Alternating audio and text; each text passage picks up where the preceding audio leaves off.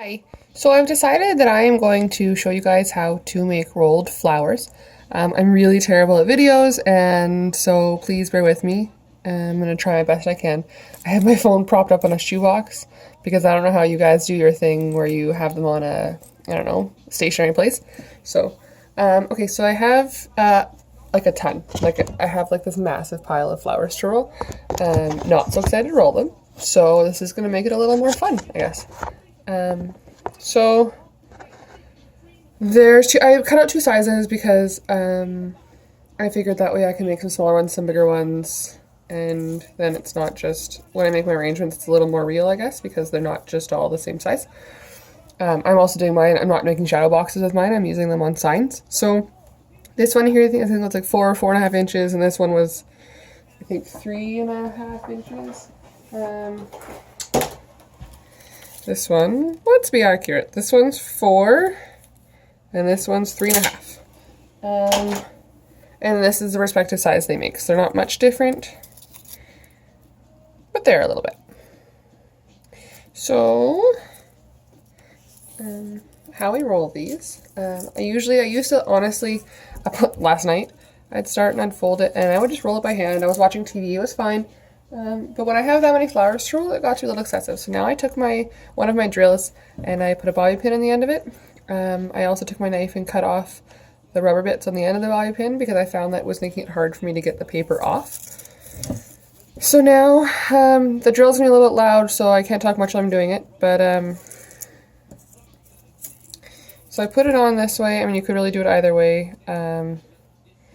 I put it through the middle here. I have mine set to forward. You can do it forward or reverse, whatever you feel like doing.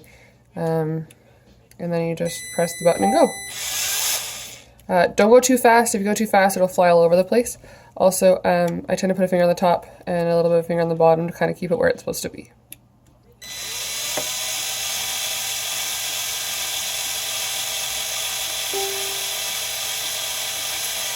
Okay, sometimes it does slide off like this. I find it happens a lot, so when that happens, I just let it go, and it just loosens itself off. Okay, and then once you have it all rolled, finger on the top, finger on the bottom, slide it off. Otherwise, if you don't do that, the center of it will pull out. Okay, so now that I've done that part, I have a scrap here of backing paper. It was, I don't know, some 651 at some point in its life. And I actually use it because this is not sticky. This is the side that your vinyl is stuck down to. So I take these last two pieces here and I just fold them down. You don't have to fold them. I do just so they stay out of the way. And then I actually let it go. I let it unroll itself. And then once it's all fairly decent, and then I'm gonna grab my hot glue. I'm gonna put some glue in here. I use a fair amount. You probably don't have to. I do because I just like to make sure things are glued. Fold your top piece up and then flip it over and push it down. This is why I like this stuff, because the hot glue does not stick to it. So I just push down all in here just to make sure it's all kind of stuck right in the hot glue. Okay, give it a few seconds and then it peels right off. That's the underside. And you are good to go. Got fluff stuck in mine. There we go. Alright, there's one more. I will do one more for you, just because I feel like it.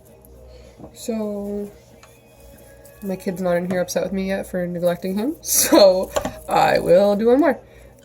So once again...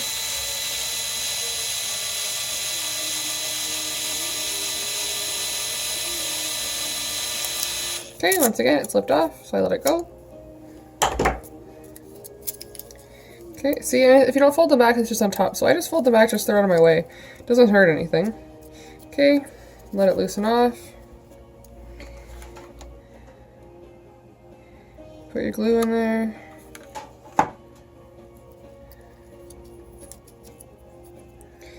Okay, flip her over. Yes, I glue my fingers all the time. Yes, it sucks. But what do you do? Okay, press her all down. Sometimes I hold it, sometimes I don't. I find that if you don't hold it, sometimes it keeps spinning in the glue, which isn't always a big deal, but I like to keep mine rather tight. Well, try and keep them tight together. Not the hugest fan of when they open up like that inside.